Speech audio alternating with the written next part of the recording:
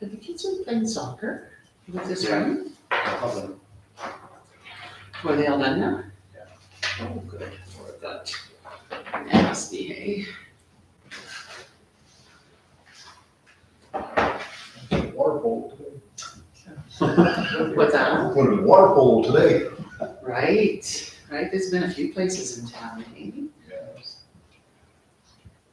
There's definitely some water laying around.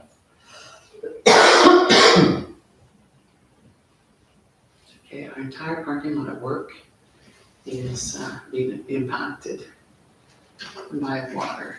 They put up the new giant gym, and did some renovation, put a new roof, and they're draining directly out into our parking lot. I'm not sure if anybody noticed that until today. Up there.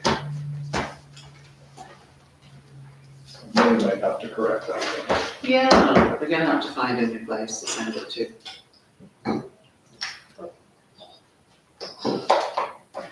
I was not prepared to wear clothes today.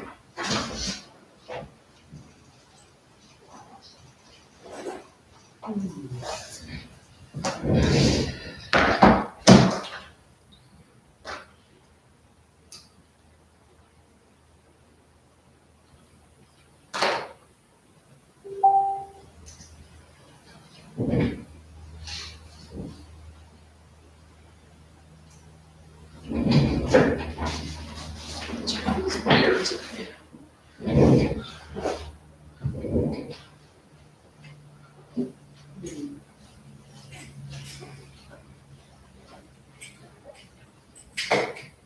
So you said Diana is coming today? Yeah. Yeah. Quarter after 7-ish probably. Okay. And what time, is Gavin coming for 8, or is that, Yeah, it's virtually gonna join at 8, okay, so we're gonna do this a little different then? Yeah. Okay, if you don't mind. yeah, no problem, I was like, was the meeting supposed to start at 8 today? But okay, that makes sense. No, just. He was tied up till then, so.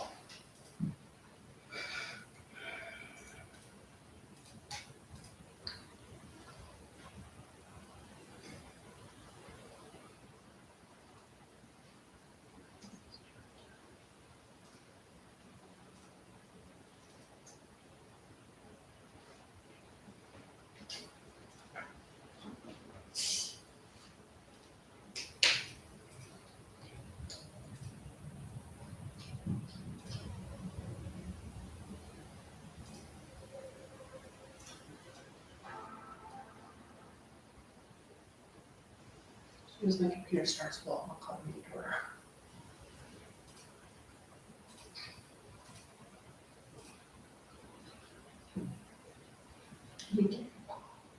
Oh, good to meet you. Oh, well, look, I stole a Coke before you could get it. Oh, like this There's is- a Pepsi left. I made myself a matcha latte. Oh. Matcha latte? Matcha latte. Oh, no. But it's online, it's pretty good. Nice. It's not that complicated, it's just sugar, matcha powder, It sounds fancy. but it's premixed. I make a lot of different kinds of lattes and London fog. I make all that stuff homemade, and I have like organic lavender that I use. I'm all about those kinds of things. I'd never done it from a mix though before. That sounds exciting. It Yeah. sounds like fun. One less step. You could expand your whole repertoire that way. Eh? All right, we're gonna call the special meeting to order at 6:59. And can I have a motion to approve the agenda? Go ahead. I move the adoption of the agenda as circulated. Great. Any discussion? None, all in favor? It was carried, perfect. And so we'll be doing our delegations after, so we're just gonna move down to business of rising. Starting out with Palliser School Division regarding the Valley scoping sessions. So yeah, how does, anything on there that you would like to bring up for us? Thank you, Mayor. No, I guess this is the initial information that's been presented in terms of the sessions coming up. As you can see, the first one comes up on Monday. That's the in-person one at the Colors High School. And I guess what's here, they just kind of outlined sort of the intent of what these meetings, or this meeting will involve in the process. And I guess other than that, that's kind of what I know about it at this point. I think our sort of situation was just to kind of discuss it a little prior to, as maybe our visions on it. I guess just for the sake of attendance at it, in terms of administration wise, I mean, Director of Corporate Services, Mike and myself were planning to attend. Also had some discussions with our planner and thought might not be a bad person to attend as well, as we have had discussions with her in terms of, you know, previous site and stuff. So I just thought I'd bring that up. I haven't formally put that on to Palliser yet, but she definitely said she could be available. She will be here. She said she just had a previous commitment until about probably 7:15. She'll be here, so we're taking the discussions as we come here. So when she gets here, so. But yeah, at that point, I guess I'll turn it back to. I wonder if I just might bring our attention. I did note though our previous information on this indicated that it was it was Wednesday the 22nd was the second session. And I see now our new communication indicates that it's Thursday the 23rd. And they have changed that date. That is not a typo, so. So they have changed it from the 22nd Second to the 23rd. Okay, thank you. All right, so, Councilor Butcher, I know this is something that you've been quite interested in having conversations about, Yeah, in terms of what we can do. So maybe, can I turn it over to you in terms of like, how you think we should sure, chat yeah. with this? I think that we have an opportunity to partner with the school division to make our schools something exceptional, something we can be proud of in our community. And I think I don't think we need to know exactly, you know, how everything's gonna work at this point, or even get into the detailed level of it at this point. I think what we need to know is, I guess, what are our key items that we're hoping to partner with on the school division? Maybe I think we could come up with a list of a few, I guess. And then I guess just discussing the feasibility of those items in terms of if it's feasible in terms of financially, I guess, for the town.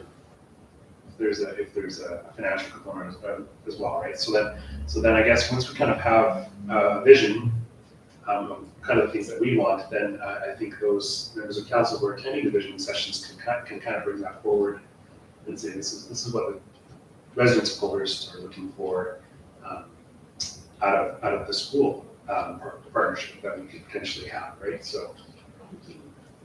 And then we have that confidence knowing that we have the ability to move forward on that. You know, should there be an alignment, I guess, of visions, right? So I mean, I think we've talked about a number of things, but it's really wide open. Some of them, I think some of the things we've talked about will require a lot of partnership with the school division, so that. I mean, I don't think say for certain on some of them, but yeah. So I guess in terms of how much money we have available, we don't. We have funds that are being used for MSI funds that are being allocated for other purposes, and the former gas tax fund, right, which are allocated funds, and there's some unrestricted reserves. I think based on our last last summary of those, we had potentially, you know, if we spent it all on this project, we'd have about $2 million, give or take. Does that sound correct?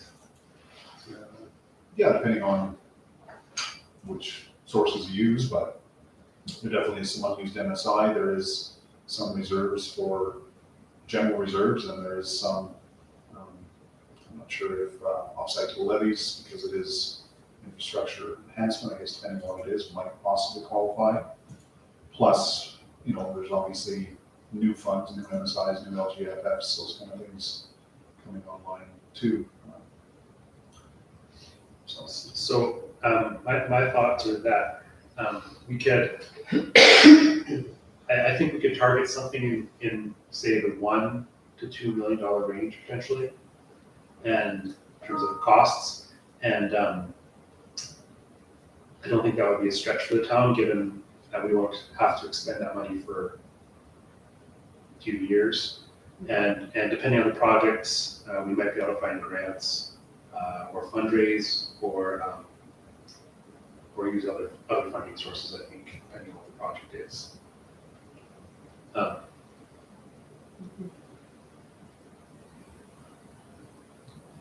So I guess it's open for discussion now then, I guess what kind of things would people like to see to help augment our learning spaces and enhance our community facilities in our town?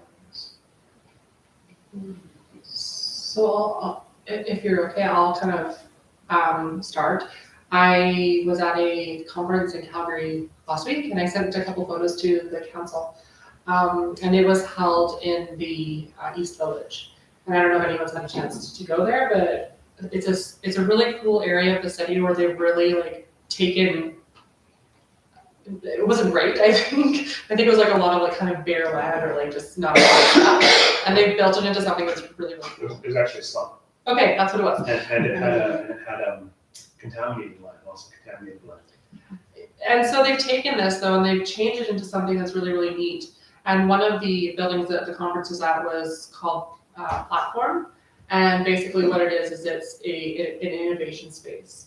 And I know that we do have Tech Connect in Lethbridge, but it was really, really cool in a sense that it was a lot of multi-use type of spaces where there could be an auditorium that could be then changed into something different. There was some smaller like boardroom or like small meeting rooms kind of in the middle of it. There was a kitchen area that could be used for different things.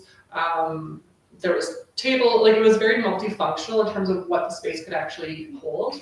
They also had what they call a pitch stage, which essentially was, you'd have to actually walk up and then there was a stage and there'd be some risers that went up and then there'd be a screen. And so they use it for pitch competitions and things like that for more of that innovation component. But I thought that there was so much flexibility and just such an interesting space that could be utilized for a variety of purposes.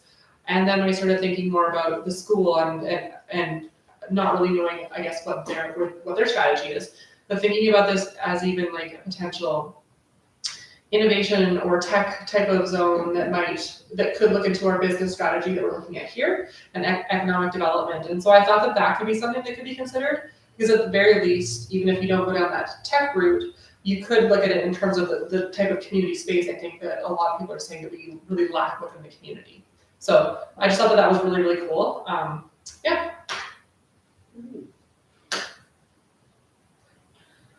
I wonder if you could also expand a little bit on, a little more on that, sort of that innovation hub and the, what was it being called? So not that sort of an incubation? Yeah, it's an innovation center, I guess, is what it was. So they offer a lot of different programs. I think very similar to the way TechConnect operates that way. And so there's a lot of programs for entrepreneurs or people like wanting to do startups or just like kind of work in that like creative design mindset too. Mm-hmm. And so you would see like, even when we were there, you'd see a lot of like members or whatever, they'd be there working together on whatever their project was and different things like that. They also had a really cool outdoor basketball area that was like, it looked very like art, and there was an outdoor patio. And it was just a really, really neat multi-functional space outside of the programming. I didn't really get into that because I was there primarily just to use the space. So. And so when I worked on the McGrath project, they built an innovation center. It didn't end up being quite as cool as that. But I did talk to the town recently on it and say, because of COVID, they haven't been using it really, but so far, like the limited use that they've had of it has been good. Because they also use it for, because it's a small community, right? They also use it for adult teaching, I guess. So they have like their art and like a kiln in there, so people can do like pottery classes. That's cool. Or, they have like a t-shirt silk screen things, you could make t-shirts or whatever, they have like different things like that, right? So the shop was over there too, so that was their idea anyway, it's a little different, but Can I ask, was that sort of how they translated innovation? Because that's what I've been trying to process is, how do we translate that kind of incubation hub into a high school, like that innovation into a high school? that was exactly it, because they said, well, we already need an art room, Yeah, let's just maybe expand on that and let the community use it as well. So maybe that means extra storage, because you need to store all the student projects away, and then you need storage for the after hours classes, but that space needs to come from somewhere, right? So I was kind of thinking more around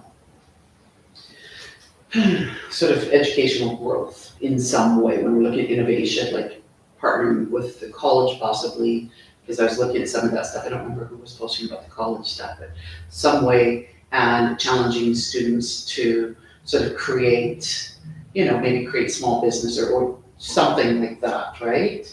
Some of that entrepreneurship challenges. I bet you we could probably even get Community Futures maybe to step up, because they used to do some training for entrepreneurs and like create some really unique and cool partnerships if that's the direction we were looking. I got quite excited when I was reading through this stuff and trying to put the pieces together, because I think you guys were right in your conversation about how to create this unique, and this maybe, make it really stand out our schools, eh? like a marquee program, like a, Yeah. A number of years ago, my son won an opportunity to go to an entrepreneur camp in Medicine Hat, right? And I was pretty smitten with all the different kinds of things they did there. Some real life skills and real learning about, taking risk in business and how can you measure risk and what you can think of and dream of, you can try to create, right? Like how to find your passion, purpose, and I was thinking, man, like if we could do something like that here. That's what I would like that, and I think that's where I think that this co-creation is so important, because I'd love to know like what are the goals of Palliser, right? Yeah. And how could we potentially use that for community, but that we could use it for whatever their curriculum or whatever that looks like. Because like I know that like we have at the university, we've got the makerspace, the agility, and so they've got in there, they've got a lot of like 3D printers, laser cutters, all that, like all those tools to really build things, right? And then I know that like one of the other programs that we have is, I can't remember what it's called right now, Destination Exploration, but they'll do innovation stuff with even younger kids too, and looking at more of like coding and tech and things like that. And so depending on, I guess, Palliser's vision as to what they want to look like, because that was one of the things I kind of said too, maybe this could be like a marquee program for the Palliser division, and that's a really great way to keep our high school students in our community too, is to have this be kind of the thing. And then I know that Councilor Ackermans had kind of mentioned that there was I can't remember what that was, but someone was looking at doing a pilot project Yes, that's what that could potentially tie together too, so.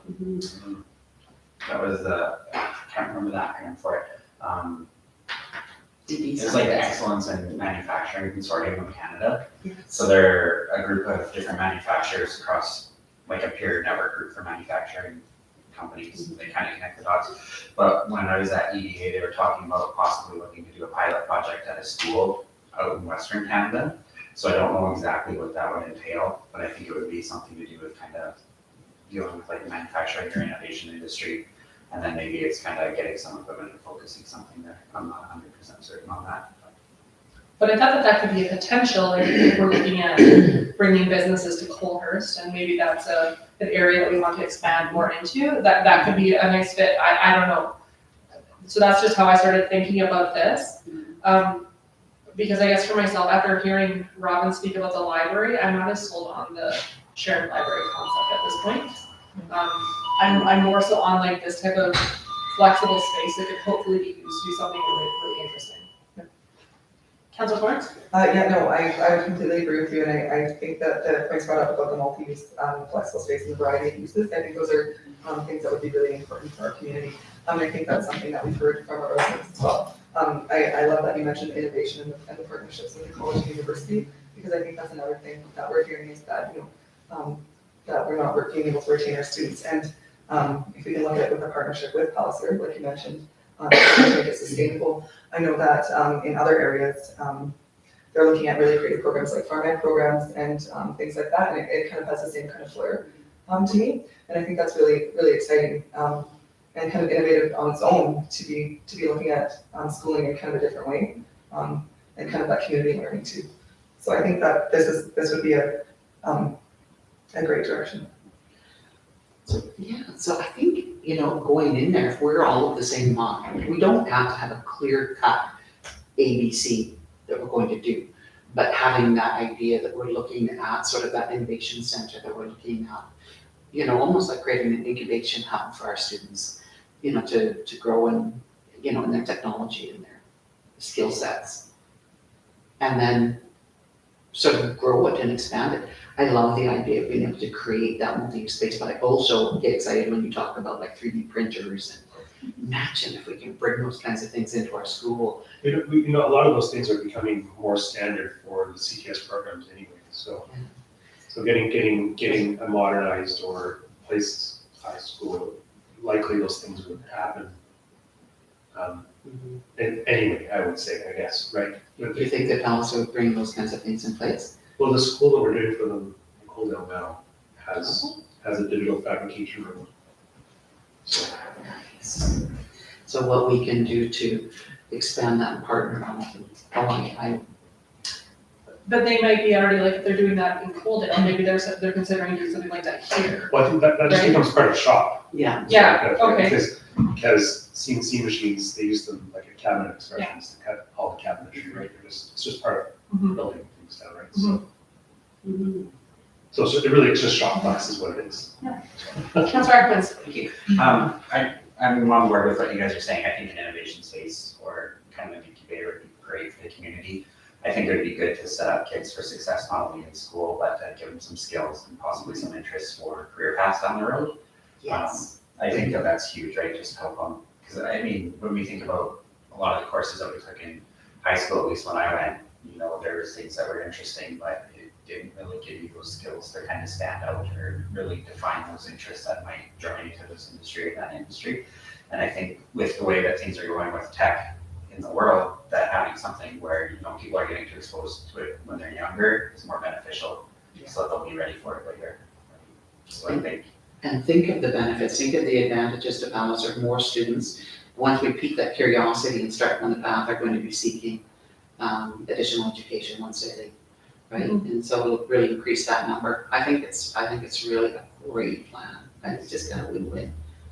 The other thing that, like, as you're talking about that too, is I think that this can kind of almost become, and I guess depending on how we set this up with them too, a gathering place for people, right? So that, in the sense of that flexible space, like, people could literally go there and have small meetings, or they could meet there for coffee. Like, there could be a coffee area where people could just it could become kind of more of that central hub within the community to give people spaces to gather where they don't have to, always book a space or do whatever, and it's easier to access. Having a small meeting places like that, I think Yeah. fits our community well, because if you have a home-based business, you don't have anywhere to meet, right? That you could book this space and say, and I'll meet you here, right? You can actually have a professional space to meet it. So, Well, in that platform, they had a bunch of just smaller round tables that were kind of in almost like a social area. And so you would literally see people in there having coffee together. And so because you could really change that space to kind of meet that need, right? And I think it could be used for so many different purposes. Just another thought on this too is maybe there's opportunities to partner with some of the businesses in the community, like Cabinet Expressions, right? Maybe have, I don't want to say field trips, but just have the guys go in and talk to them about it, or even show them how it works, right? And show them, not only this is how it happens in the classroom, but this is a business that's based on this, right? So they can see that connection go through. I think that might be. part of what they did in Grath was they had just an empty classroom that was called the business partnership room or whatever, and whoever they could partner with at the time, they would take over that space and pretty much occupy it and work out of it, as long as they use students to help them with their work. So I think I can't remember what it is, Agrium, I think, is possibly in there right now, and they're doing research on seeds, right? So, and fertilizers and stuff like that. But students are involved in that, they take a course, and that's part of their coursework is to actually do some of that, right, so they're exposed to it. The one thing I think about like when we talk about this is I think that there is the space, which will be our, you know, like our capital money, but then there's also going to be the cost of programming that has to happen alongside of this. Because it would be I think it would be really sad for us to build this beautiful space. Hollister could offer whatever they're gonna offer to their students, but we need to support the community too. So then along with this, there will have to be staffing, I think, associated with this in order to make sure that this continues to do what we want it to do for our community. And so I think that that's just one thing we need to consider when we're looking at this. I guess that would potentially be the same with the library or any other components too, but it's not just the building and we're done. Operations. Mhm. But it would be worth exploring those kinds of partnerships with, both with the college, university, as well as with the group that was looking for the flood project. Yeah. Because you're right, we have to pay attention to all pieces of this, we can't just create a space and say, now fit the rest in your budget. Yeah. And you know that Tech Connect is subsidized, I'm not sure how, but the operations of it is subsidized. I don't know if it's 100% city, I think it's maybe some kind of partnership or something, but,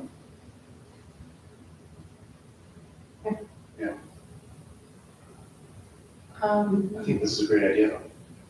I think it's something worth exploring and seeing if it kind of meets their needs, our needs, and kind of see, I guess. There's lots of CTS options which we feed into this, right? Yeah. I think there's like business and those kind of things that usually don't take up like anything more in the classroom, right? But there are real CTS options. Well, and I know that one of the, so I've been asked to teach a class at the university. It's a dual credit class that we'll be teaching until next year, but it's working with grade 12 students to teach them like some university curriculum so that they can get dual credit, and it kind of gets them into that stream too. And so I think that there's probably a lot of those possibilities. Like you guys had mentioned about working with the college or the universities will look at type of programming like that where it can do that type of thing, so. All right, is there, The only other thing I wanted to mention was, depending on, what ends up being the best value, in, coming out of this session with the school division, one thing that is, that always comes up is spectator space in the gymnasium. Because, being a small community, we kind of just get the gym and then government doesn't fund any spectator space, right? So I know sports, our community is maybe not huge right now. I don't know if that's something that we wanted to consider maybe is maybe bumping up the size of the gym as was done with apparently the elementary school, but that would be maybe the only other one that I'd be thinking about when we talk about this innovation space induction of maybe a larger gym, I guess. I'm not sure how many sports you've been in there to watch, but when my boys were there, I was there for almost every game, volleyball, basketball, different. I don't recall a time when the seats were filled. So we have all those, sort of the metal benches along one wall there. And then a lot of the kids from the school hung out on the stage, we just hung out to watch, eh? Yeah. And so I don't, Okay. I wonder if that's, but I wonder if like, because we're projecting growth in the community, yeah. which would then lead to more students, which would lead to more sports people probably, I'm assuming, or Yeah. right, like to more of that Yeah. happening. And so maybe right now at this very moment, we might not see that, but that could be something like how long is a school generally good for? Like, Well, But what's their projected growth? if they're doing this? 40 years is what they usually say is the lifespan, 40 or 50 years. Right? So, Can I ask what the projected growth is that they're building the school for? well, that's something that we'll have to determine at the value of the school concession. So I think I think, I know the school division is looking at, our census data. Like of the recent census data and stuff to try and project that. I think, I wonder if, based on what we know in terms of this future area structure plan coming, we have maybe more accurate forecasts that we can provide. In terms of what we might be expecting, or do we just, I mean, I know a lot of these, they just say like, you know, predicted high, predicted medium, predicted low, right? It's kind of what they show. Yeah, we have some old growth studies that we've done that were quite high growth studies, but we haven't lived up to them, have we? Really, but then we haven't had the housing inventory, right? It's not, I'm just pulling Diane into this conversation completely off the top here. I apologize. But yeah, it would be good to have some more accurate numbers. Because I guess I assumed as the school grew and as they accommodated those numbers, that they could just accommodate some of the seating, how they're doing it. And it was, I mean, it is pretty nominal, it's just big benches, right? Yeah, it would be poor planning, I guess, if we built the school and now all of a sudden it's full and. Yeah. Right, so it's like, I think we wanna try and provide enough evidence to say that we're going to confidently meet these growth projections so that in 10 years our school is not going to be filled up, right? So. And I mean, that's what the modular program is from the Alberta government. So it's like the school does grow and you add on modulars, right? But the thing is the gym size can't be added on to. The tech zone isn't going to be added on to. It's you know, there's classrooms, which is group classroom, right? So you want to get the main building right as much as we can for the future. As I hear more about and think more about that, I don't know if there's as much.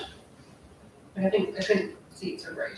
Yeah. However, like in terms of like our contribution, I just am trying to figure like how does that best like help our community or fit with like, you know, us putting money into that.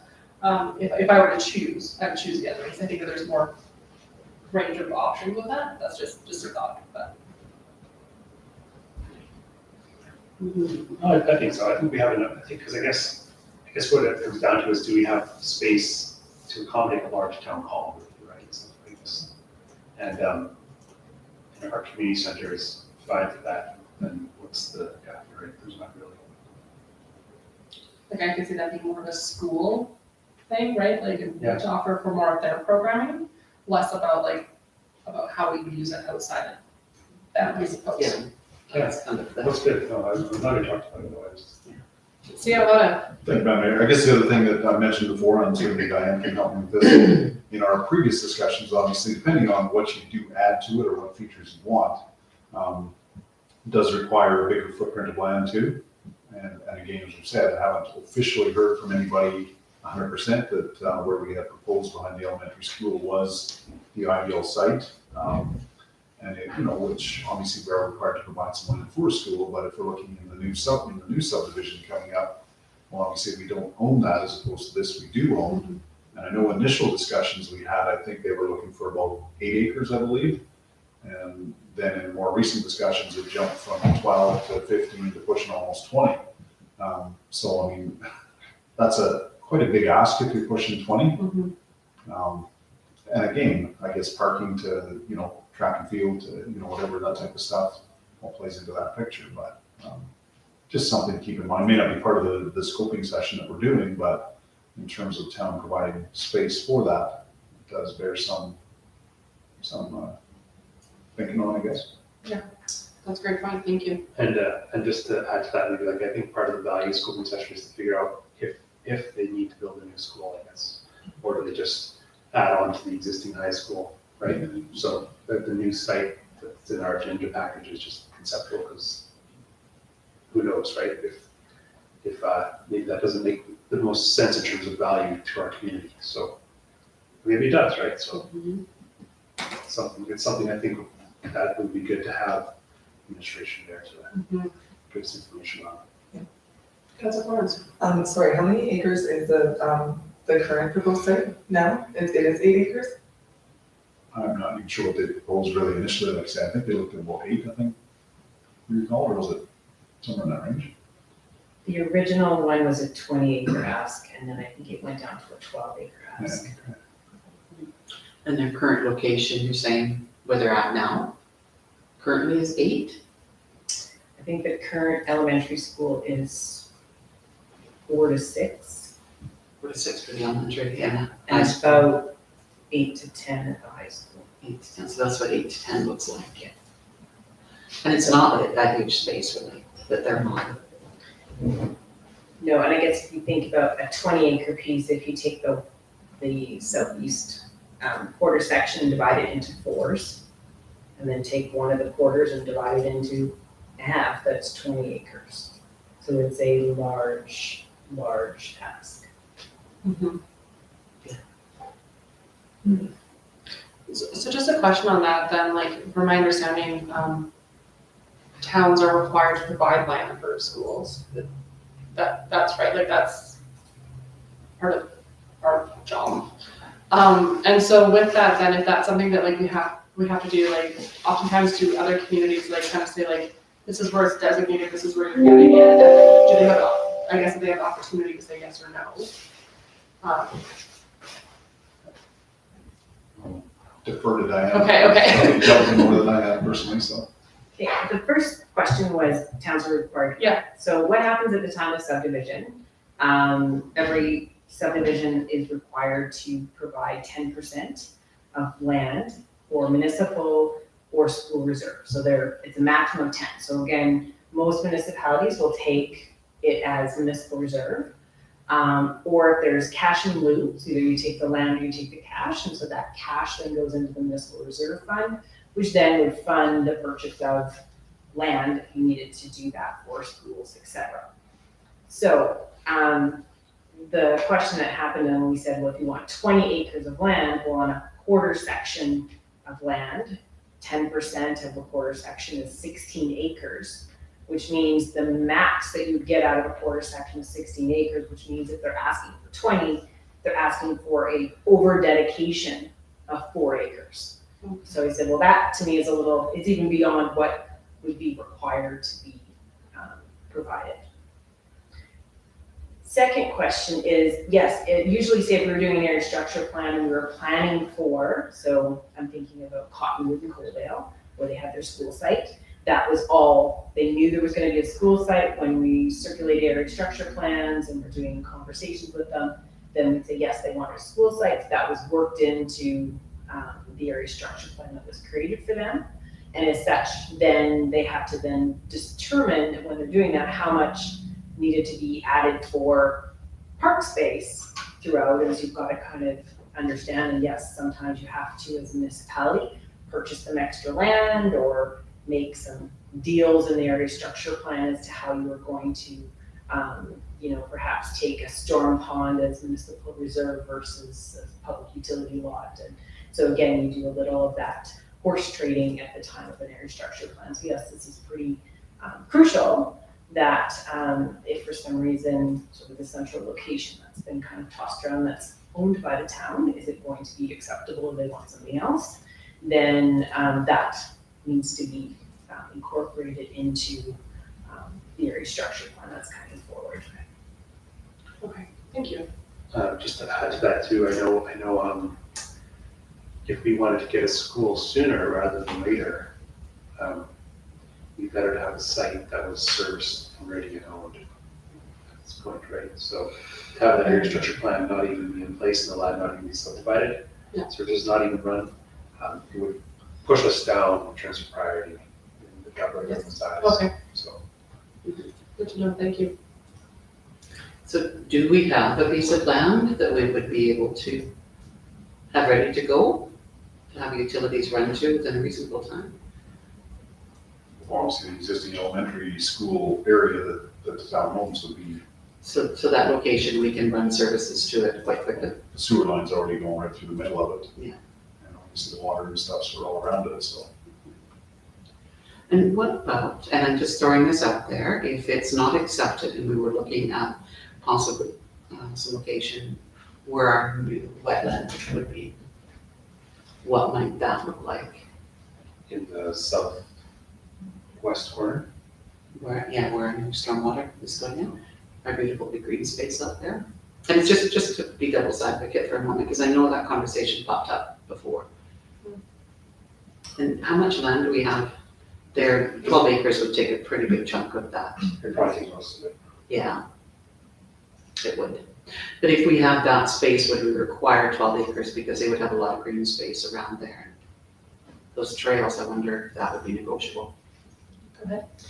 And I guess it depends on what model we want to go for. So exactly, the city of Lethbridge, for example, will give Lethbridge School District perhaps the school building footprint, the parking lot for the teachers, and the playground, if there's a playground associated, which is about 4 to 6 acres. And then the rest of the school site is actually maintained by the city of Lethbridge. So that's their joint use agreement. So again, they're only holding 6 acres, so the building site itself versus the ball fields, the soccer fields, the tracks, or whatever are normally owned by the city. And as such, the maintenance then becomes their responsibility. And so that's why we want to book a field. You don't go to the school to book the field, you book them through the city of Lethbridge to book ball diamonds and soccer fields, whatever. So that again is another conversation to have as to how do you utilize the land. So perhaps exactly in that situation, you might be able to utilize a portion of, I think it's 14 acres that's left over that we're not rezoning. 17, somewhere less than 20, I know that. So again, there's different models that you can pursue depending on what they want to do. Yeah, and I wanted to add that typically Alberta Infrastructure doesn't provide funding for anything other than the school and parking lot. So they're not going to provide funding for play fields or development of those. That's if it's on the school property, the school may have used their own funding potentially for that, or it could have been town funding. So it depends. I think that's interesting though, that partnership, because it's kind of like on flavor with what we were talking about, even with, like what could be a contribution. So could that maybe be an angle, that we also look at, as for the vision session, that shared use, that not only inside but outside. But then I guess another question, how big is the proposed, like the area for the concept now, behind the school? Like that land that's already been kind of designated or proposed to be designated? How many acres is that? I think it's 12. Was it 12? 12 south of Spruce. Okay. So I mean, there was a lot of, if I can, there was a lot of concept being thrown around as to where they would put sports fields, what sports field they wanted, where we would put a school site,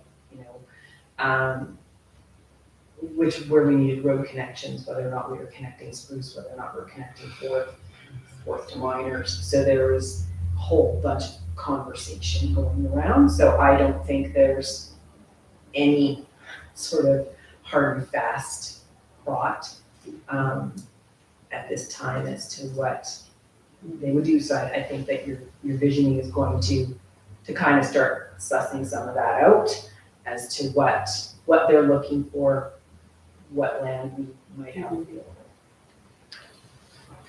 If we were to look at that as an option and then say, if we were to give them some space out by our stormwater ponds, but only maybe 7 acres, that would sort of allow them to have their school, their parking spot, the immediate green space around them, maybe an outdoor basketball court or something. They could probably do the track on our trail system that we're putting out there, right? I mean, it'd probably be way nicer than any track that they've built or maintained. But not like track and field requires a certain distance, so like that oval. Yeah. Okay, for track and field purposes. Yeah, Okay. Cross country could be whatever, right? So Yeah. track and field needs to, Yeah, they do, hey. so it does take up a fair amount of space. Like it does, you can see where, obviously, there's just a nice field there. Well, if they're sitting on 9 acres there. Yeah. I think it is a good partnership, let's say, but when you present this to Alberta government, I don't think that will influence their decision for or against it really, because that's kind of status quo. it would just, yeah, so anyway, that's just. I mean, having access to that water for their science programs and stuff. Yeah. Super cool, I think. I would have loved to spend hours paddling around out looking for critters in the water, little bugs and things. So just a question, are you coming to the visioning session? If I'm invited to the fishing session, I think Kim mentioned it to me, unfortunately I have some prior commitments, but I could make the Monday session. Okay. So, I think, like, in my opinion, it'd be great to have you there for these types of things, because I'm thinking more about physical spaces and not necessarily like what you're talking about here. So I think I would love to have you there if that's possible. Please, if you could. I think we're all asking you. Okay. So I mentioned to her, I thought she would be a good addition. Okay. As much as she can, so. That would be awesome. I think inevitably, yeah, we'll come down to, is, we need a new school, wherever, but that's gonna be a discussion. I think. And so I think having Diane, some backup there would That'd be great. be great. I love how you call her our backup. Exactly. I don't know if I'm ready to go in there. All right, if we're done with that, we're gonna move on then to other business and to talk about the Lethbridge County Development Permit. And so, Diane, we'll let you kind of get started and go through that with us. move up here so I can spread out my book here. So I'm hoping you all got a chance to see my memory. I don't know how much time you've had to look at it, but I'll quickly go through it. So we're in receipt of circulation from Lethbridge County regarding a home occupation permit. It's on Lot 2, Block 2, Plan 0410126. So at the corner of 92 and, I was getting into, 223, thank you. I live on 94, so I always get screwed up. So again, the land is zoned Lethbridge Urban Fringe. This is what's interesting. This is in that, if you remember when we went through our intermunicipal development plan, this is the area of land that actually is zoned and is part of the Lethbridge, City of Lethbridge, County of Lethbridge intermunicipal development plan, and it bumps up right against the bottom of our boundary. So this is a little bit south of that. So what's being proposed is the applicant is 20 Corp. There is a mobile home that's located on the property. They propose to construct a brand new 5,000 square foot accessory building to house their home occupation, which stores products that are sold online through their website and an app. Again, there are services to the home. The proposed hours of operation Monday to Friday, 9 to 5. There is proposed outdoor storage of vehicles and trailers for at least 2 weeks or half the month. There's proposed signage on the east and west sides of the buildings. No information about the type of signage and the size of the signage has been provided at this point. And they propose about 5 parking stalls. So I have included the section from the county's land use bylaw with regards to home occupations. And I've highlighted a couple of things that I think is kind of relevant. So please just go through those. So I said a home occupation, an approved home occupation should be valid for only the period of time that the property is occupied by the applicant or owner of the approved use. No permit shall be issued in the opinion of the Development Authority if the home occupation would undermine the livability standards of the residential use of the property or any adjacent properties. The next one is about signage. So again, they're allowed a 16 square foot. So I always look at that as a half a sheet of plywood, so 2 feet by 8 feet. To be placed against the building or a fence. Larger signage may be permitted if the opinion of the Development Authority signage does not interfere with the residential or agricultural character of the area. Again, home occupations may be approved subject to the following. The use shall not involve the display of goods upon the premise. However, goods may be stored subject to the approval of home occupation 3, which is what this is, by the Development Authority, provided the storage of such shall not be exposed to the public view and shall not involve a change in the appearance of the residence or the accessory buildings. And then home occupation use is to be considered secondary use of the residence or ancillary buildings to a residence for an occupation, trade, profession, craft, small-scale retail business, which must not change the character of the area, does not show significant evidence of such secondary use. Any use which appears to be more commercial in nature or on a larger scale may be directed to be located within an appropriate commercial, business light industrial or industrial land use district. The next page kind of talks about sort of what a home occupation 3 is. So again, they're allowed up to 4 non-resident employees. Is there a copy of this? Oh, is it under your paper there, maybe? Oh, no. Do we have an extra? Do we- Just take a quick moment. You're just listening. Everybody's flipping along, so. I was having a great time. You're just looking for your paper. So you're scanning around on your computer, gonna see if that's where it may be. Yeah, it's not on the computer. Well, maybe if I can, these are probably things that we can follow without, hopefully I'll talk a little slower so you can get it all in. You can have up to 3 commercial vehicles or trailers. Outside storage, again, is at the development officers or development authorities' discretion. Parking was required 2 per employee, and client visits are limited daily or weekly business-related visits. So again, same idea. So planning considerations on this one. So kind of tying these comments back to sort of the highlighted areas. The application indicates that the applicant is a corporation. So it's unclear if the 3 listed owners of the company would be the owner, would be the owner occupant of the dwelling on site. And it's unclear in the county's bylaw whether the home occupation can be conducted by a corporation in which there are more owners beyond the occupant of the land. Impact of the surrounding land. So again, this home occupation is proposed in an area that has seen an increase in recent year of larger scale home-based businesses. The land and adjacent parcels are all zoned urban, Lethbridge urban fringe, and not rural commercial or rural industrial.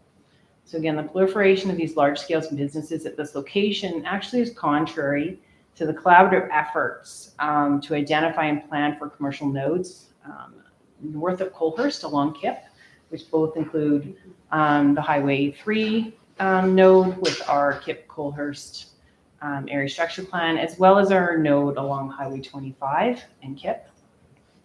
So again, while the land is not subject to any policy in our IDP because it's outside of our IDP, the premature conversion of this land to non-agricultural uses without a comprehensive planning exercise, I do believe is of some concern to Colehurst. I apologize, can I just get clarity? Yeah. Our first conversation was at the corner of 223 and 92. So that would really speak to, what location, we're just, are we Right looking across, at that corner? right on the corner. Yeah. So it's the parcel right, if you can look right behind you, Heather, so it's right at the very bottom there, down, right, nope, down again, that one, that particular property right there. Okay, yeah, And that's the one where if you come into Colehurst, they put a new road across the CPR tracks, and there's that kind of dead end road to nowhere. That's right next to the highway. That's where it's proposed.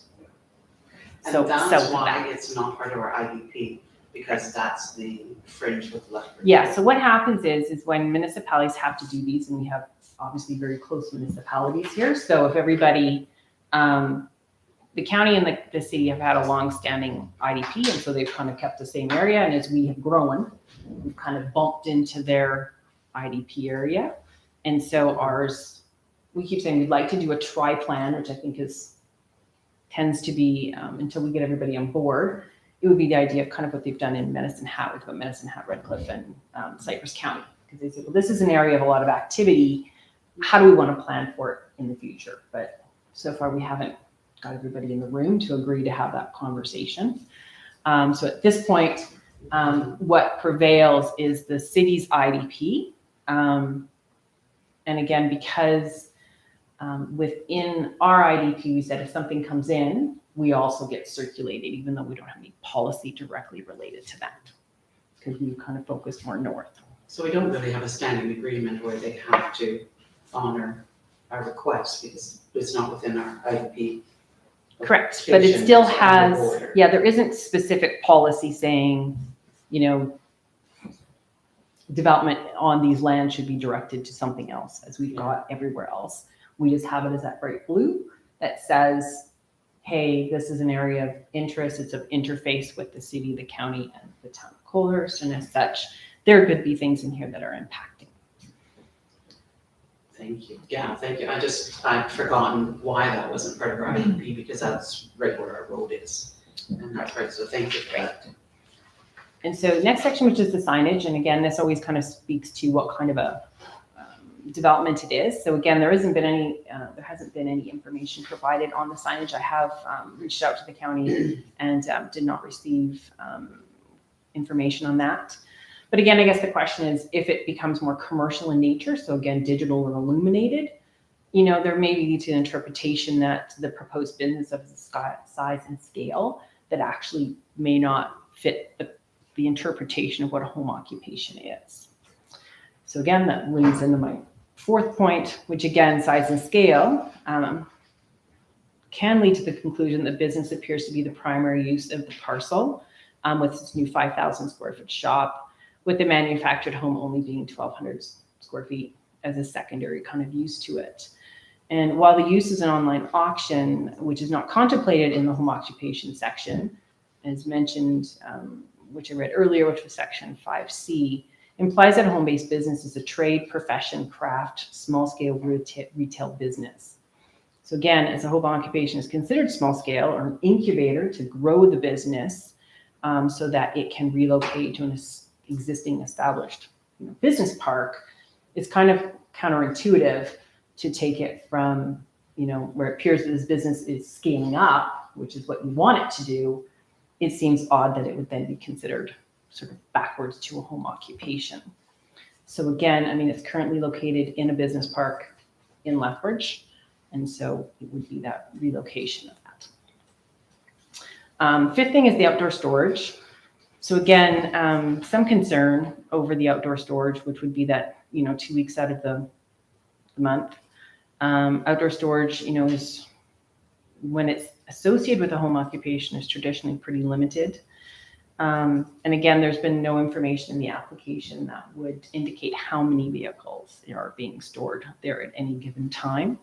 So again, given the proposed location on the west side of the CPR tracks, or sorry, the east side, no, I guess it's the west side because the tracks go beyond, it's likely the highway frontage that they're looking for. So again, when the criteria of the land use file of the county is saying that needs to be hidden from public view, having it sitting, next to the highway for highway exposure seems to be, again, leaning to the idea that this is more of a commercial business, which I don't have a problem with. I think that's a great idea, but then the zoning should follow versus not having it a home occupation. So couple of options. So response to circulation, we do two things. You can support the application and again, looking for confirmation that there's only one, that there is an owner who will be occupying the dwelling and the others involved in the business are just employees, not owners. That the signage is limited to 16 square feet and it not be digital or illuminated. So again, to keep that dark skies kind of idea. This is a residential / agricultural area. It should continue to be that way. And that the outdoor storage, if it's going to be there, that it be limited to actually to the east side of the building so that it's not, it's like I often say with farmyards, as long as you tuck it in behind the bushes and the trees, it doesn't matter what's back there because you can't see it, right? So that's kind of it too, that again, as that becomes an entrance into the community, you want that to be tidy and nice and attractive. The second one would be to not support the application. I guess I'm leaning towards this one because I don't agree that the application is actually for a home-based business. I believe it is actually for a full-scale commercial business. And that would be based on the fact it's being operated by a corporation of 3 people. Again, it currently operates in a commercial space in Lethbridge. This outdoor storage is required. The proposed location of the accessory structure is located in such a manner as to appear as a highway commercial use. It's not tucked in next to the Mowell home. It's not in the same yard where you're utilizing an existing building, those types of things. This is a purpose-built building, which again seems beyond the scope of just a home occupation. And again, if this is the case, then to follow the county's own policy, which says it should be directed to a commercially or industrially zoned land, which again, there are some, we're looking for around Colehurst. We do have land in the county adjacent to our north boundary that could accommodate this kind of a use. So again, not agreeing with the concentration of these home occupations along 223. As again, this development is not where we've determined that we would like commercial nodes. And again, if there is going to be there, then it should be subject to a rezoning application like any other commercial development within the community. There's any comments on this one? This one's a tough one. I have a question. Hmm? So just for clarification, so they've applied for this to be a home occupation. Is that because that's what it's currently zoned as in that area? And if they really wanted that piece of land, could they go through like a rezoning process to potentially get it to be, Yes. okay? So I believe that's probably correct, that when you look through Lethbridge Urban Fringe, one of the uses that is listed is home occupation 3. Large scale or isolated commercial is not listed as a use. So again, it's likely the best fit, but sometimes it comes down to interpretation. So like, what is it? And there's sometimes where an applicant may apply for something, but it may not actually fit that. So it's about size, scale, interpretation of what the bylaw says. So again, I'm going to assume that the Development Authority in Lethbridge County did determine it to be a home occupation, and that's why they're processing it as such. But I think that, again, as planners say, we can argue most different things. You can probably have that interpretation. I would have a different interpretation just based on some of the things that are in the application, and likely would be requiring them to rezone if it was something, if it had come in here, it would likely not meet our criteria for a home-based business. But Thank you. Councilor Gentry. So we don't know if the other, like the county or the city are in support of this or not. no, and I mean, I think that's the important thing to do as well. Just because it's been circulated doesn't mean that it's, being approved. It's like any application we get, you get it in, you circulate it. This is part of them getting the feedback back to determine whether or not they wish to approve it or not. So I guess the question is, what would you like to send back to them as a response? You feel comfortable with it as a home occupation? Is there anything that you want, taken care of, like again, the signage or those types of things? Or do you feel too that, yes, based on some of the information that, you really can't support it because it looks like it would require a rezone? And again, whether or not that's an appropriate location for a commercial hub, again, that would be up to, I'm assuming, the city and the county, because it's going to be the two of them that are involved, but we also would be able to weigh into any public process for a rezone at that point. Councilor Florence. Thank you, sorry. I guess one of the things that comes up for me when you talk about like the collaborative efforts and stuff and the different nodes for industrial and stuff like that, it makes me kind of think of if we need to be sitting down with the county, like you said, and try to sit down at the table and work out a plan for this, because I think you're right. A lack of planning has kind of left a window of maybes a little bit. And unfortunately, it's not a lack of planning between ourselves and the county, because technically they've already committed that area to the city, if that makes sense. Yeah. So it's, unless the city, the county, and the town can sit down, it really becomes their sort of first in line. We're sort of second in line on this one. So that may be a consideration, that when if you are, heading towards an intermunicipal development plan meeting with your county counterparts, that may be one of the things that would be on the agenda, which would be to have a conversation about the development that's happening on 223 in this area, and do we need some kind of a plan? So do we need to do the same kind of planning exercise and bringing in the city at the same time? so that they also have a seat at the table, and it'd be the same kind of a planning exercise perhaps that we did for, North Kip and Colehurst there.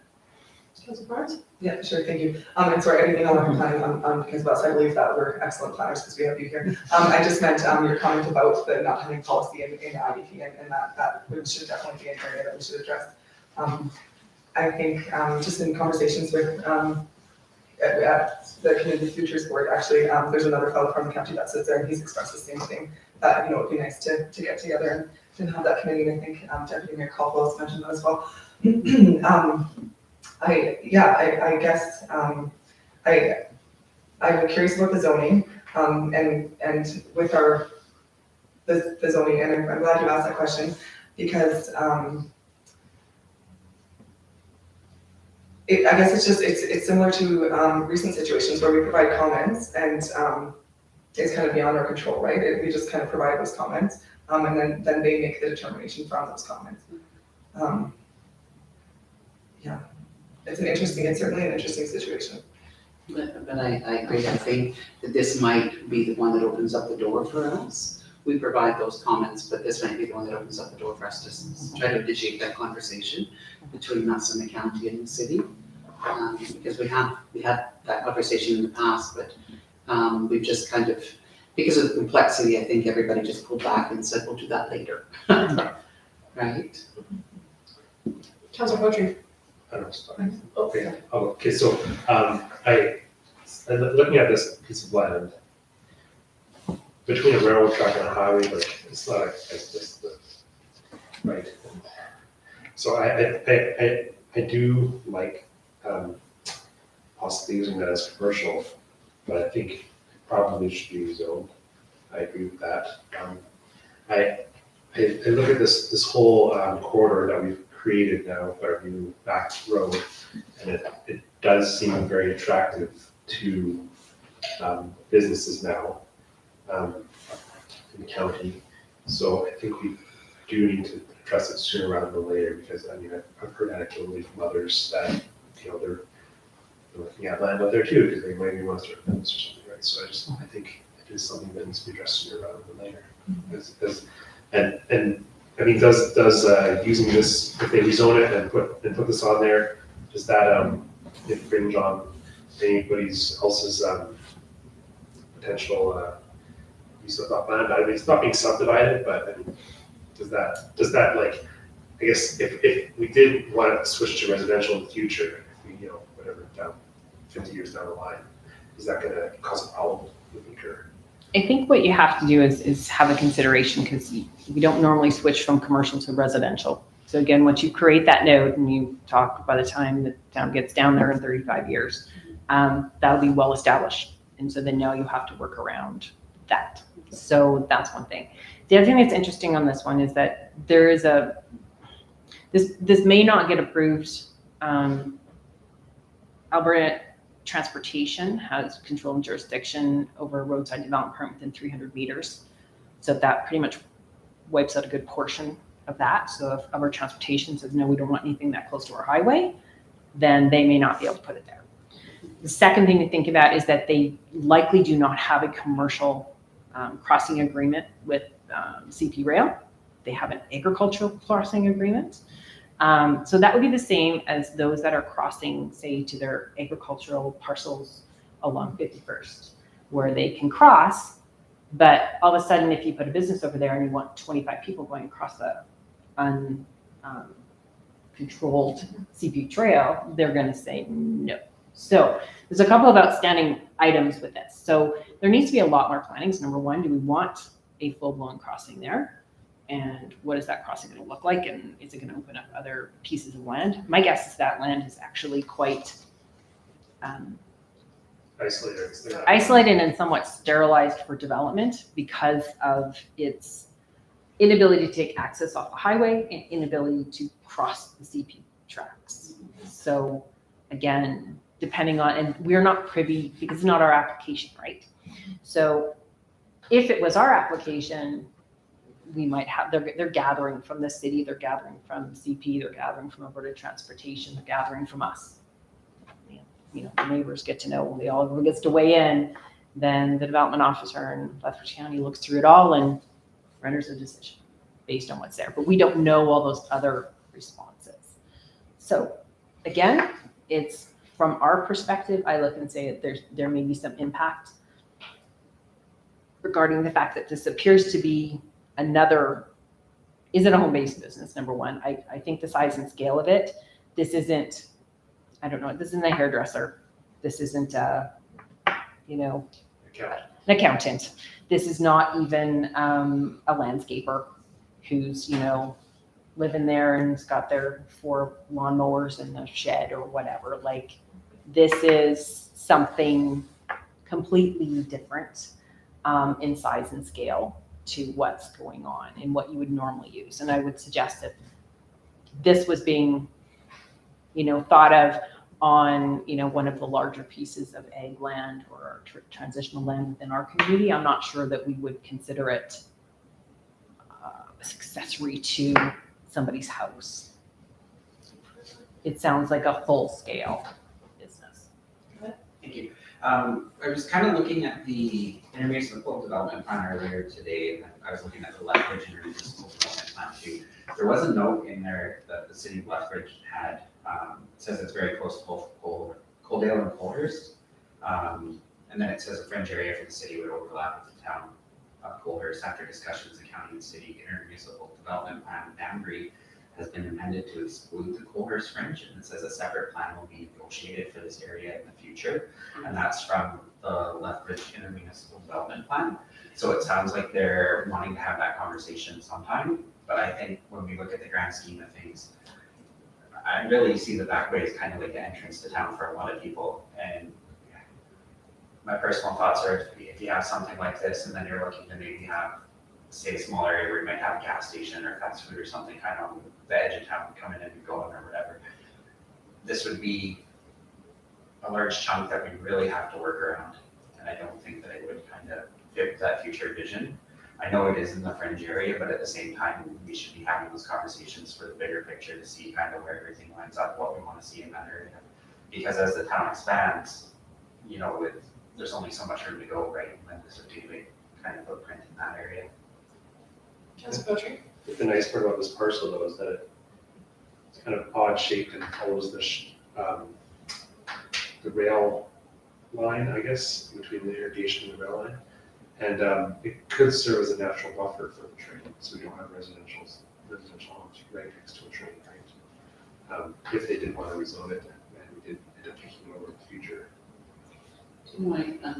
I to some degree, if I could, I do agree somewhat with what you're saying, Councilor Butcher, but I think it has to be done intelligently, and I think it has to be done with planning.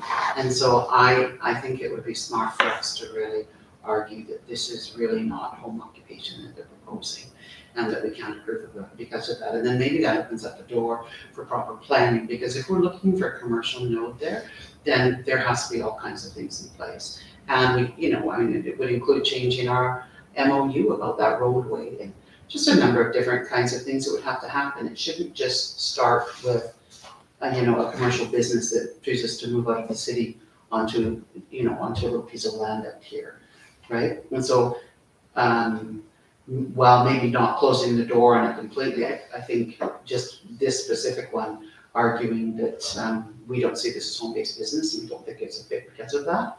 And then whatever path that takes us on, if they start to say, well, maybe we'll do rezoning, I believe we'd be able to be a part of that conversation then, right? And with a deliberate plan. Councilor Ackerman? Thank you. Just with regards to the zoning as is right now, it doesn't seem like this really matches what the intention of that land use is from what I'm seeing. If they wanted to go through and rezone it, they could get it rezoned to something that would suit this, then more power to them, great for them. But at the time it's written, I do think with the zoning as is, we kind of have to be mindful of that because it was put there for a reason. If it needs to change, it needs to change the proper way, and we need to follow it, because if we're starting to make exceptions based on, I don't want to say like who it is or what it is, or if we're making those biased judgments, I don't think that it leads to any credibility in the zoning bylaws as they are. Right? So my thoughts would be to be very mindful of that, but go about changing the right way. Councilor Florence? I have questions, so just to, I guess to clarify, I'm sure you've said this before, but so if we are commenting on it because it's just a discretionary use area and that's why the comments are coming from council? Or it's going all the way up to the council level instead of just at the admin level? So what happens is, and this is a conversation we've had administratively, is that there's a couple of different ways that you can deal with these kinds of circulations. So it can be dealt with, it has traditionally always come to council for council's deliberation. You could say as council, we're gonna send it to these two municipal planning or MSDA. We're gonna let our people that are familiar with this, they'll do it on our behalf. And if we need to elevate it to the council, we can do it that way. Some municipalities say, look, we've got an intermunicipal development plan committee. Some councilors sit on that. When we get these types of circulations in, they go to those 2 people or 3 people. They look at it. They bring some counsel. This would go to those 3 to say, this is what we know. What do you think? And then they would formulate the response. So again, we're just kind of going along until council tells us to do something different. That's why they're coming here. So again, that's not the wish of council in the future. But again, sometimes these are larger, if this was an oversized shed, maybe we wouldn't care as much. If it was, but the couple of things that we have gotten recently are bigger things that have some impact to the whole community. So again, it may have been elevated to you anyways at that point. So again, it depends. That might be a bigger conversation. Once you see some of these, say, hey, maybe this is a better way to deal with it, or do we want to take council time to look at these, or do we want to, delegate it to somebody else? But understanding when you delegate it to someone else, especially admin, we don't want to make those decisions because we might say, yeah, we don't have a problem with this, but you might all have a problem with it. So we want someone in a elected position to make that call, because again, that isn't we haven't been given or directed that, delegated that power to make those decisions on your behalf. So that's why they're here. So hopefully I explain that. So yeah, there's a couple different ways, and different municipalities do it differently. So they come to council, they go to MSDA, they go to the IEP committee, or they deal with it administratively because they just don't want to deal with it. I think at this point with because these are such large, they really can affect a lot of different things. I think that having them come to council is important because I think it helps us with what we're seeing for the future of the community as well too. And so I do appreciate them coming forward, and so that we can have more conversations to look at this. Councilor Atkins? Yeah, just another question kind of come to my mind. Just looking at 0.6C where it talks about home occupation is considered secondary use of a residence or ancillary building to a residence. So if this was purchased by a corporation and they went in there and set up shop and it was run as a business, is there any way to verify that somebody would actually be residing there? And if there wasn't somebody residing there, is there any repercussions for the actions there? What normally happens is, and again, everyone on the face value, you have to, if they're saying they're going to live there, you're going to assume they're going to live there. So the way that it works within our community is that if you have a home occupation for your current residence and you move to a different residence, we expect that you would then let the town know you've moved and that you want to apply for a new permit for the new location, because your permit, when it comes to a home occupation, is actually, it's the only kind of permit that's tied to the person versus the land. So if you had the bar or the restaurant, the lounge, and it sold, doesn't matter who runs it because the use is tied to the building. When it's a home occupation, it's saying whoever's doing the home occupation, because it's your occupation, that you can't sit there and say, well, I'm a hairdresser and I'm going to sell my house to another hairdresser and they're going to come in and, well, no, it's whoever, it's to that person. So it's the same idea, but no, unless you were going over there and checking to see, it doesn't mean that they got their home occupation permit and they move a few boxes in and they sleep there 4 days and then rent it out to someone else.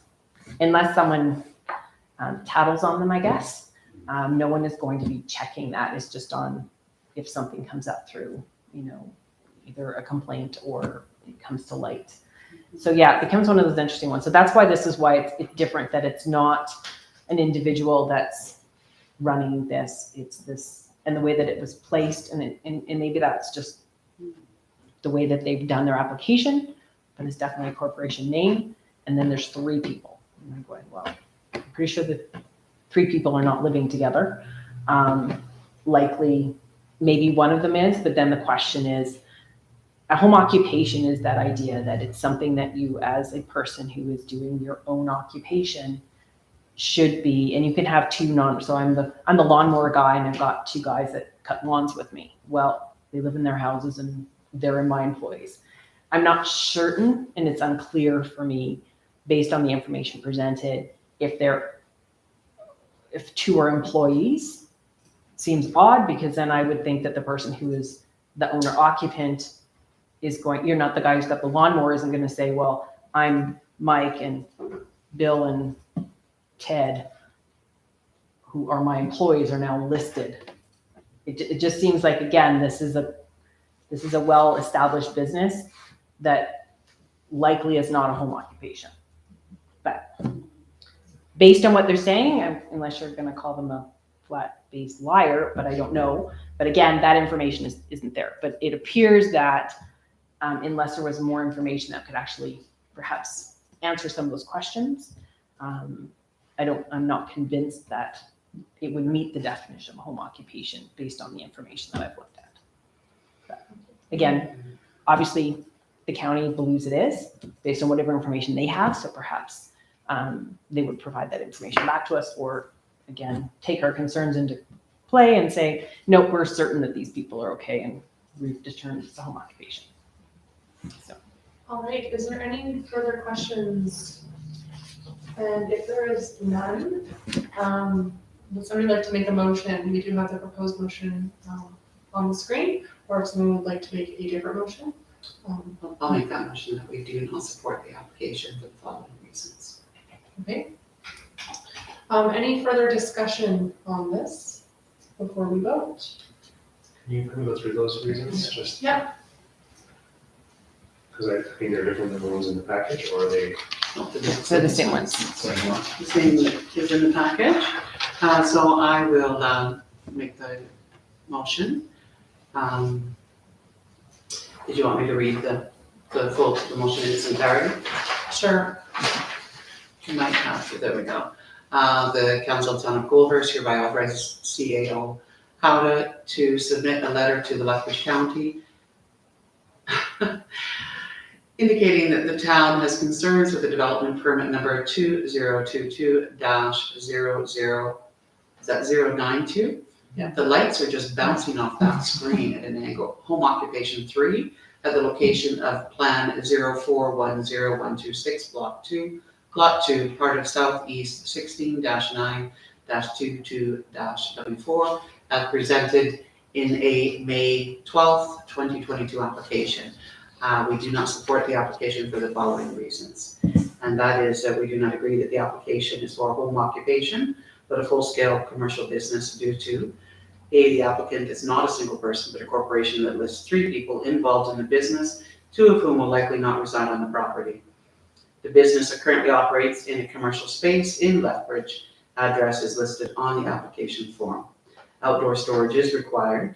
Location of the proposed accessory structure for the business is located in such a manner as to appear to be a highway commercial use.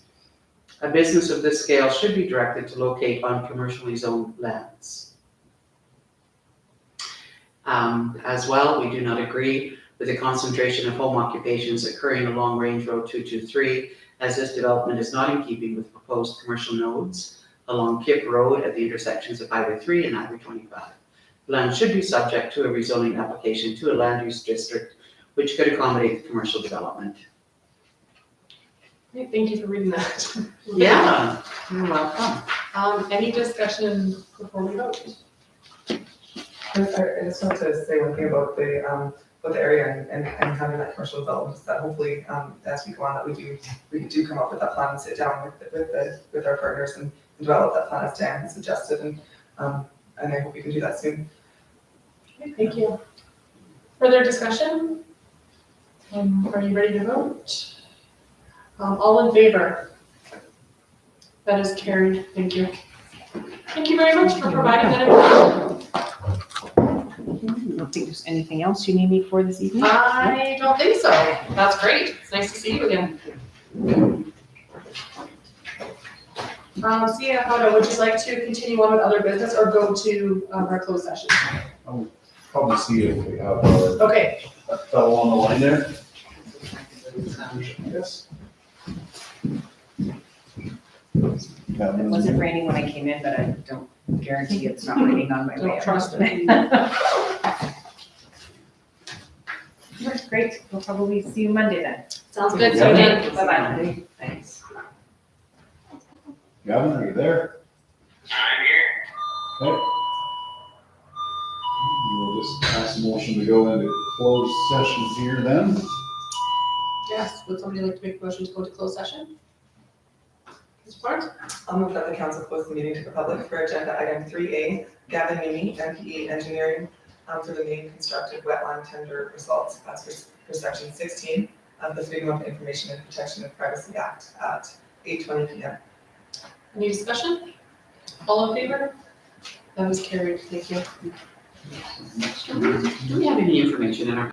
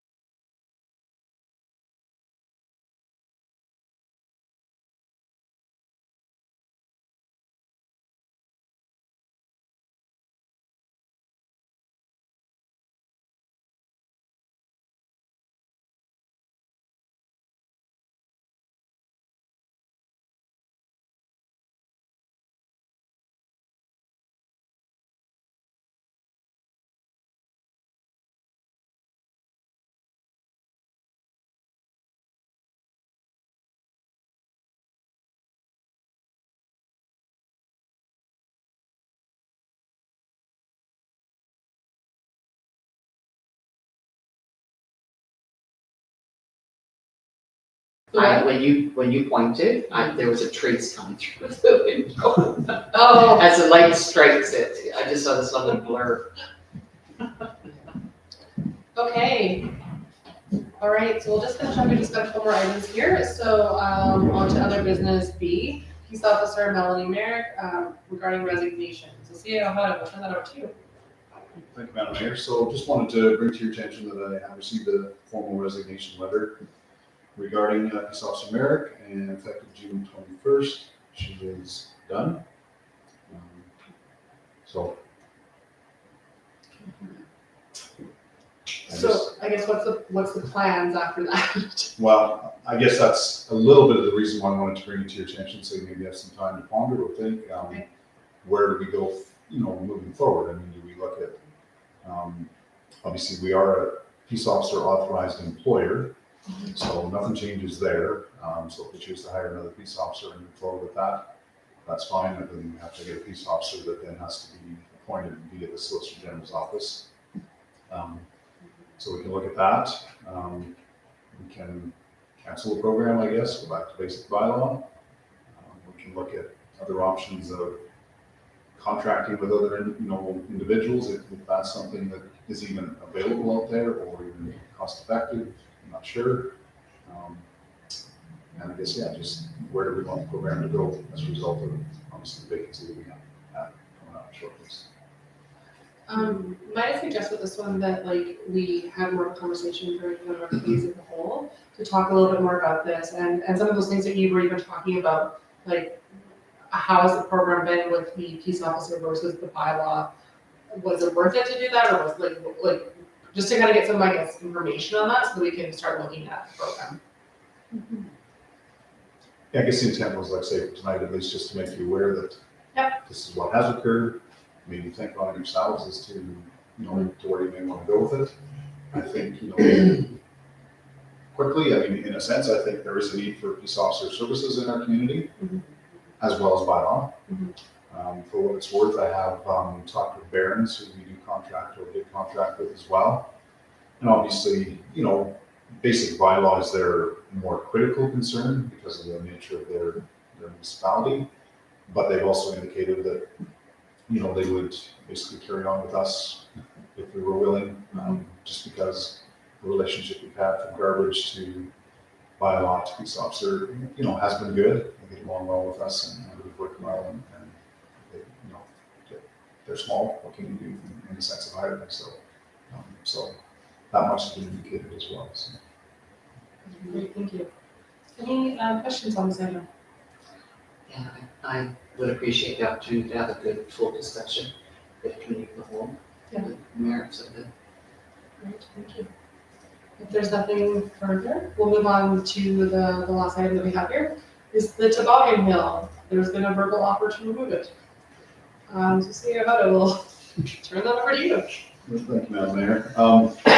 So again, as indicated, a verbal offer. I think the wife of the individual that verbally offered had talked to one of the office staff here and sort of, she brought it to my attention and indicated that she indicated they were, they're looking for dirt. They would be willing to, what she indicated was willing to remove this dirt pile, level it, and basically no charge to the town, if that was something we so desired.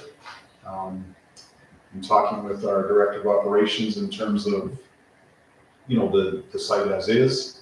Obviously it was a BMX track that was there at one point, and that sort of died, I guess, in the community after a few years. It was turned into a toboggan hill, of which there was research done by our director of operations in terms of signage and all that type of stuff to properly set it up, because it might seem like a simple thing, toboggan hill, but there are all kinds of liability issues and that kind of stuff associated with it if it's done that way. From the perspective of the director of operations, indicated, it's not irrigated, it's not anything to that effect, so half the time is not really, it's mostly bald, I guess we want to call it. It does grow weeds, so maintenance-wise and whatever is not that attractive. Is utilized by a few in the winter as a toboggan hill, but a lot do utilize the Sundance berm and that type of stuff in addition to. And maybe based on our discussion tonight, the Lafarge, carefully constructed hill, could possibly be looked at as something like that as well. And again, it was just verbally came forward. I do have a request, or had a message to phone back the person that had offered. I haven't had a chance to do that yet. We did discuss it briefly at Policy Bylaw yesterday. We just had a meeting, and because we had a director of operations here, as well as, the person that individual that deals with renting the park area and that type of stuff. So we just discussed, at that point, the viability of it or whatever, or the possibility of it. Suggestion that came out of there was such that we, approached the individual that had offered and perhaps get him to put, in a sense, in writing, what he is prepared to do, if he is prepared to do, when he's prepared to do it, and maybe a bit of a route, because there's a fair bit of dirt there to haul out to his location. So timelines, is he willing to, and is there actually no cost to the town, if the town is indeed something that you're interested in having done. And I'm not suggesting that you should or shouldn't. I'm just saying that this came up out of the clear blue. It is a bit of a recreation thing to have in our community, but is it something that we would still want or not want to have? So just a discussion. As it stands right now, like I say, from our meeting yesterday, I will be touching base with this individual to see what his thoughts are, but unless I get a straight answer tonight as to what council's thoughts are. Thoughts, Councilor Arquins? Just wanted to add another thing that came up from the director of operations yesterday is if the hill was removed, there is the ability to have additional parking there, which would help with some like the soccer tournaments, or if there's a ball tournament or something. So that's just a consideration that being brought forward. So, other thoughts? So I'm wondering what it might look like to actually have that hill irrigated.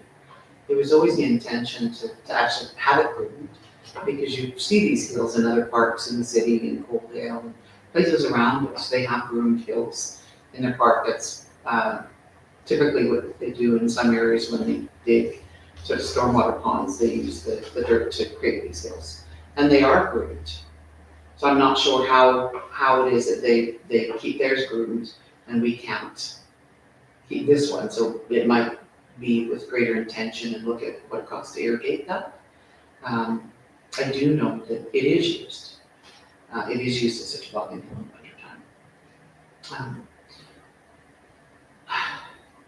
We spent good money to have somebody come in there and slope it properly so that it was a safe toboggan hill kind of a slope.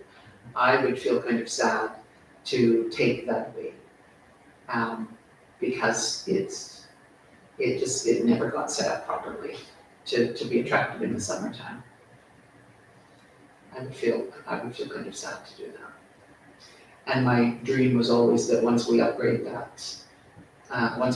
our skating rink and sort of have a toboggan hill and skating rink together and create more of an attractive winter sport area, that it would be used more frequently. But those were my hopes for it. I just have a question. I love what you're saying about having this like beautiful little winter area that things can happen. But from my understanding, where the existing rink is, we probably could fix or put another one there, and it has something to do with the water lines. Is that correct? Yeah, thank you, ma'am. Yeah, again, our director of operations has indicated that there are some problems with some water issues and that type of stuff there, that if we were looking at redoing, probably not there would be the scenario. And that's why we've done some upgrades to it a year ago there, or 2 years ago, to make it somewhat better in the interim. But yeah, long-term wise, we would have to spend a fair bit of money to get it up to a better scenario there. And obviously, it'd be better to speak to it than myself in terms of that. And, as far as irrigating the existing toboggan hill, et cetera, I have no idea what kind of cost that would be or what it would involve either. That would be something we could research and get back to, but I don't have any idea. So. Would it be worth taking a look at that before we make a decision about taking it away? See what it might cost to make it be an attractive groomed hill? Because you're right, it is a little bit of an eyesore right now. I know even when it's windy, I know that I had a couple of calls from some of the, the acreage owners across the way there that the dust is flying off of there too. And even for that matter, when it comes to even the skating rink, when it's flooded and you get the warmer winter, dirt goes onto the ice surface as well. So, I mean, I think it either needs a little bit of manicuring or Or Or removal. one or the other, yeah. So some of that dirt could be from the farmer's fields too. So, for sure, yeah, the ones that go, but Councilor Ackermans. Thank you. I just think based off of our recent strategic planning, one of the things that we're talking about was being intentional and focused on decision making. So in this situation, I'd like to kind of look at Miners Park as a whole, if there's going to be future upgrades, when those might be, kind of look at it from that lens and say, if we are looking for a toboggan hill or we're possibly looking at irrigation, it's like, is the Lafarge part of the wetlands maybe an ideal candidate, because we might be doing some similar work in the area when they're placing that hill. So I would just like to kind of look at this one, not so much individually right on that hill, but more as an overarching look at the area and then the future plan for town, and just kind of be mindful and purposeful in our decision making. Yeah, thank you for that. That's right, and I agree with what you were saying about that. But we also want to be budget conscious, because it costs a lot of money to create, believe it or not, to create a toboggan hill, it costs a lot of money to create that. So it would feel, that we weren't doing our due diligence if we chose to just take it out rather than look at grooming it. Having spent that money, invested that money in creating that spot, and that there was thought and intention and deliberation that went into creating that spot, because we had a skating rink there, and then we were having a toboggan hill beside it. And so there was intention and thought that went into it at that time. I think that the challenge was in the follow through and not grooming it after the fact, right? Councilor Butcher. I appreciate what you're saying, but we should, be nice to look at this holistically and say, yes, toboggan hill here, yes, whatever there. And so I kind of like that idea. What I'm thinking is, we have all this dirt that our wetland has deleted or whatever, gotten rid of by, what do they say, August or something like that? March, yeah. So, I mean, is there an opportunity for us to get a credit on the removal of that, the excavation and hauling of that dirt, a portion of that dirt from the contractor?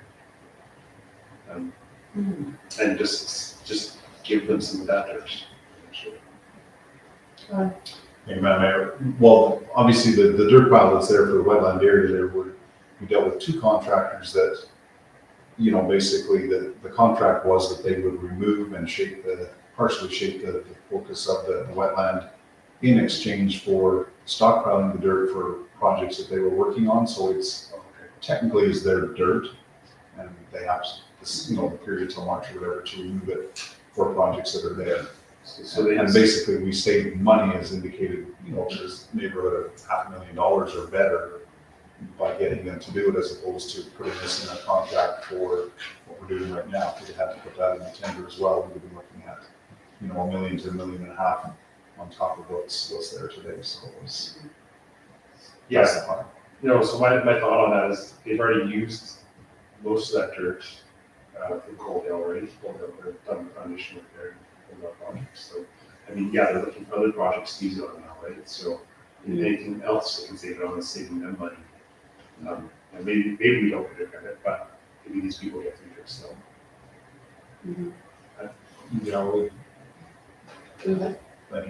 Well, the contracts involved, I mean, from what I understood, they're mostly using it for like stockyard or like feedlots and that type of stuff, operations to a lot of work for. So that's where they were looking at putting it, from my understanding. So like I say, to take it away or do anything different with it, I mean, that's the tender that was put, or the contract agreement arrangement that was made with them. Yeah, it's just saying, and they can approach that outside of the contract, do whatever deal they want. One of the things that I'm thinking with this is that I completely appreciate what you're saying, we're looking at this as the whole. I'm wondering though, that if we could have, the director of operations come in and talk to us a little bit more about it, because like, if we could fix the rink and we could build that kind of area, that would be a much different decision for me Yes. versus if we can't do that and what we need to do next. And so I'd love to have more of his expertise and feedback into that to help kind of determine where we should go with that. He certainly can. As I say, he did a little bit of research, as I indicated, possibly in terms of looking at another arena structure to the tune of like $1.5 million or something to that effect, which wasn't a full-blown covered arena, but was kind of that similar to what we have in outdoor arena with, the artificial plant, sort of the, wind sort of side, one side would have some coverage, so you'd be away from the winds, that type of stuff. But again, parking, et cetera, it's a big chunk of land that you need to, and like I say, he can comment better in terms of the problems that we have with the existing site and that we have that. So. Yeah, I agree with you. I would not be completely locked into having toboggan hill there if it can't be groomed reasonably and if we don't have a skating rink there with it, because I agree with you and with Councilor Ackerman, we should be deliberate and have overarching plans rather than just little bits and pieces here and there.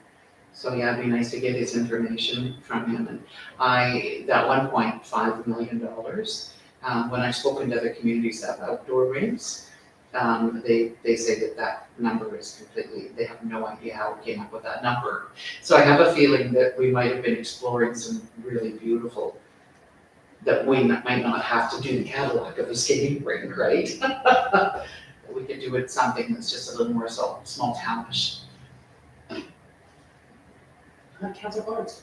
Yeah, no, I would have to agree with you guys about looking at it as a larger project. I think another thing that comes up for me is when we talk about the drainage in that area and stuff like that, and having to do future improvements, that dirt could be pushed over into the brook as fill.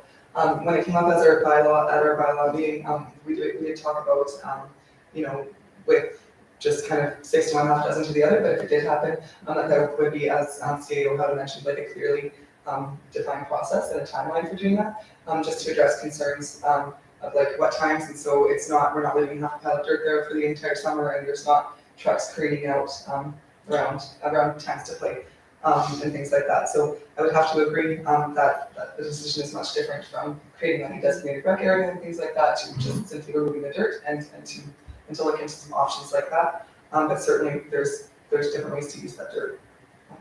Thank you.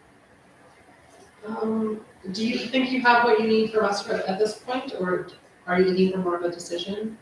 No, I think, I can definitely have our director of operations come and talk a little bit more about the area and maybe get them to look into even what it would cost to possibly irrigate it, and get a rough idea, that type of stuff. And the arena stuff, like I say, I know he's done some research on a new option. He's done some, he obviously is aware of the existing one. And like I say, the Toboggan Hill, like I say, just a random verbal offer that came forward. And because there was actually 2 or 3 calls on it that I haven't yet chatted to the individuals, it seemed like, maybe they were looking for an answer and I really didn't have an answer to give them. So I just thought I would throw it out here tonight and see what, if it's a flat no or a flat yes, well then, it makes it easy, but I didn't think it would be that simple, so, and that's fine. No, it never is. And that's fine, it's just input and it's your decision, so that's good. Great. Anything further on this? If not, would someone like to make a motion to adjourn? Nobody's jumping on this today? Okay. I move that the meeting be adjourned at 9:25 p.m. Great. All in favor? That's carried. Thank you. Sorry, you know that bridge utilities thing? Was that The bridge utilities? Yeah. I actually remember the time it was in community sustainability and housing community. And that's where that. Yeah. I was thinking about that afterwards, and I thought, I bet you that's probably what it was. Yeah. Their Coulter's presentation, and I'm kind of disappointed that I didn't get to see it, because when I was reading through what you were saying, this looks really cool.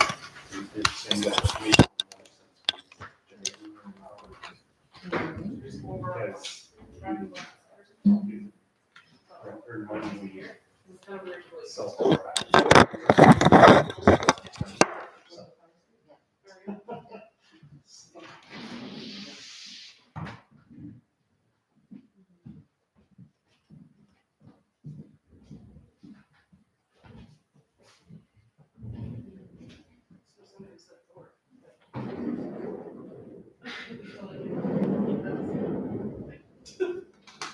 still streaming? No. There we are, aren't we? Probably are, yes. Okay.